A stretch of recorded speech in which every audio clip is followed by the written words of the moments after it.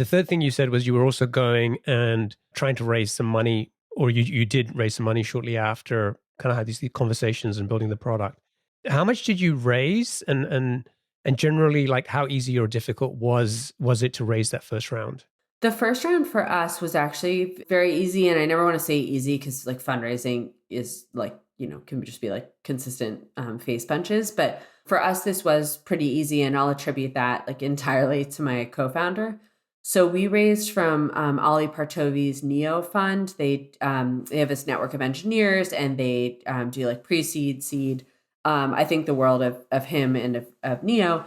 And he had known Anne, my co-founder, from engineering networks. And like later, after I talked to him, because I remember pitching him, being very nervous, and I said, like, what did you think of the first pitch? And he's like, honestly, I don't really remember it. I wasn't paying attention. We were going to invest in you because I believed in Anne, and you passed the like sniff test, but that he had just seen her track record, and so it was easy. But I have to credit my co-founder for making that round come together quite quickly. How much did you raise, by the way? That was about 750K. So it was a pre-seed and it was Ali, some great angels. That's how we pulled that together.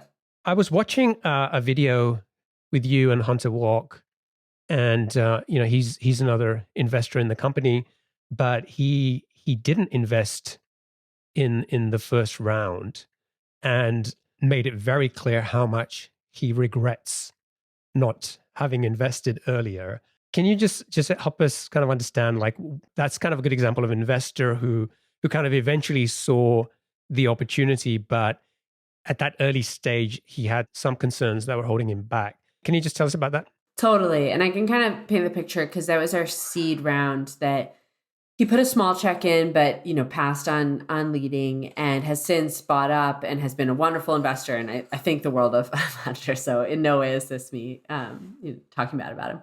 Yeah. So, I mean, one, that seed round was a bit cursed in that I flew out to SF the week essentially that COVID hit the US. It was like the week of the NBA games being canceled and all of that. I ended up getting on a red eye and coming back to the US because we thought like borders were going to close. Everybody was suddenly working from home. No one knew what this meant. So like, I'll give a pass to everybody for just trying to like navigate that time because that's when we were all figuring out like what is COVID. But I think that the other thing that I've since learned is I wasn't doing a great job of pitching the vision. I was pitching the company, and there's like a distinction. And I wasn't sort of pulling forward this long-term vision. I was more saying like, look, we launched very quickly. We have all these customers and here's a really established market and we're going to win it. And I think a lot of investors rightfully were like, that sounds like a good business. It doesn't sound like a good venture scale business. And I think I could have done a better job of explaining, no, Anne and I have that in our heads, but what we are, like someone back channeled us once and said we were like very like sneaky operators or something. We don't posture. We don't come off as like, I'm going to crush it and change the world. Like that's just not our vibe. We're like relentless executors.